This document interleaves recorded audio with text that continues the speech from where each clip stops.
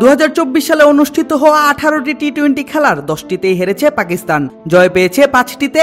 সবথেকে বাজেভাবে হারতে হয়েছে বিশ্বকাপে নিজেদের প্রথম ম্যাচে নবাগত আমেরিকার বিপক্ষে। এমনকি হারের পর মলিন হয়েছে বিশ্বকাপে দেশটির সুপার 8-এ ওঠার স্বপ্নও। আর এমন বাজে পারফরমেন্সের পর যার দিকে সবার আঙুল, তিনি দলের অধিনায়ক বাবর আজম।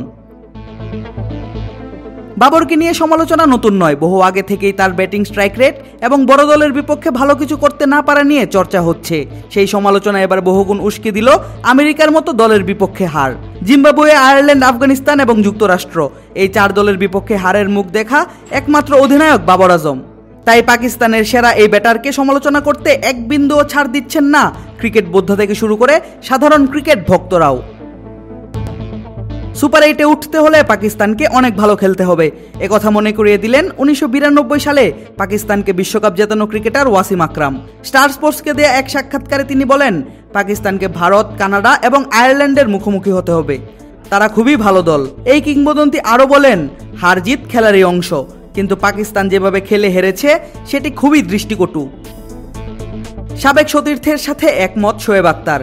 নিজের এক্স অ্যাকাউন্টে পোস্ট করা এক ভিডিওতে ইতিহাসের অন্যতম সেরা এই বোলার উল্লেখ করেন, এই ম্যাচ জয় পাকিস্তানের প্রাপ্য ছিল না, ভালো খেলে আমেরিকা জিতেছে বলেও মনে করেন তিনি। পাশাপাশি স্মরণ করিয়ে দেন 1999 ক্রিকেট বিশ্বকাপের কথা, যেখানে পাকিস্তান বাংলাদেশের সাথে হেরেছিল 62 রানে। বাবর আজমের অধিনায়কত্ব নিয়ে কড়া সমালোচনা করেন সাবেক বোর্ড প্রধান রমিজ রাজা। জিজ্ঞেস করেন, সুপার ওভারে বাঁহাতি বোলারের বিপক্ষে কেন ডানহাতি ব্যাটারকে খেলানো হলো, যেখানে নন স্ট্রাইকে অবস্থান করছিল বাঁহাতি ব্যাটার ফখর জামান। একমত ওকার ইউনুসও, বলেছেন পাকিস্তানকে দেখে ক্লান্ত এবং অসহায় লাগছিল। শুধু পাকিস্তানি সাবেক ক্রিকেটাররাই নয়, পাকিস্তানের এমন হার মানতে পারছেন না অনেক ভারতীয় ক্রিকেট পণ্ডিতরাও। সাবেক ভারতীয় ক্রিকেটার এবং কমেন্টেটর সঞ্জয় মাঞ্জরেকার জানিয়েছেন, পাকিস্তান দলের অবনতি স্পষ্ট হয়েছে সুপার ওভারে। এমন বাজে সময় থেকে ঘুরে দাঁড়াবে পাক ক্রিকেট, এমনটাও আশা করছেন তিনি। ক্রিকেট বিশ্লেষক আকাশ চোপড়া বলেন, নতুন দল যুক্তরাষ্ট্র, কিন্তু পাকিস্তানের খেলা দেখে মনে হচ্ছে তারাই নতুন এসেছে। বাবরের স্ট্রাইক রেট নিয়ে সমালোচনা করেছেন আরেক ভারতীয় ইরফান পাঠান। অধিনায়ক হয়ে 100 স্ট্রাইক রেটে 40-এর বেশি বল খেলাকে মোটেই ভালোভাবে দেখছেন না তিনি। তবে বাবরের অধিনায়কত্ব নিয়ে সরাসরি কোনো প্লেয়ার মন্তব্য না করলেও কথা বলেছেন অলরাউন্ডার শাদাব খান। শাহিন আফ্রিদিকে এত দ্রুত অধিনায়ক থেকে বাদ দেওয়া উচিত হয়নি বলে মনে করেন আমেরিকার বিপক্ষে 40 রান করা শাদাব।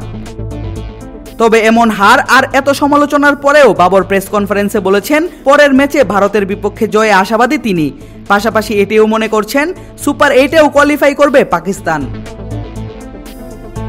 আদিব আশরাফ, ক্রিক ফ্রেঞ্জি।